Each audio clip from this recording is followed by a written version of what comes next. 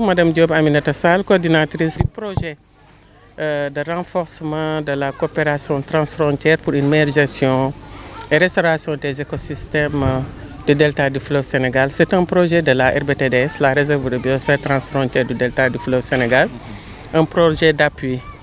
Donc c'est un projet qui a démarré depuis 2022 en mars, date de lancement en mars 2022, financé par le GEF.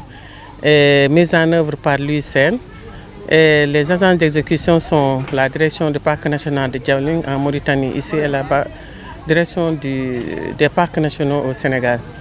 Donc nous sommes là avec une équipe de gestion et nous sommes à notre siège. Nous célébrons aujourd'hui la Journée internationale des réserves de biosphère qui a été instituée depuis 2021.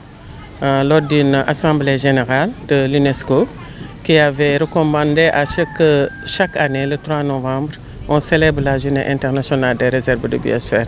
C'est ce qui nous a inspiré cette année pour l'organiser et comment, en organisant un webinaire avec des experts en matière de réserves de biosphère, comme le professeur Daoudongom, mais également le M. Racine Khan, un ancien de l'UICN qui connaît bien la réserve de biosphère transfrontière, qui a été vraiment riche hier avec beaucoup de participants du côté du Sénégal comme du côté de la Mauritanie. Ça, c'était hier le 3. Et aujourd'hui, le 4, nous avons invité les élèves qui sont dans les écoles de la périphérie du Parc national des oiseaux du Djoudj et des élèves de la périphérie du Parc national de Djaoling. Ça a été enrichissant parce que nous voulions faire une communication envers les élèves, les enseignants, mais aussi les jeunes ou bien les acteurs de la périphérie d'une manière générale. Ça nous a permis aujourd'hui d'aller visiter le barrage de Diama, d'essayer d'écouter les explications de l'expert qu'on a trouvé sur place, qui a été vraiment intéressant. Ensuite, deuxième étape, nous avons visité les mangroves de Birette, qui fait partie des noyaux centraux du parc. C'est un noyau, non? Oui. Du parc de Djaoling.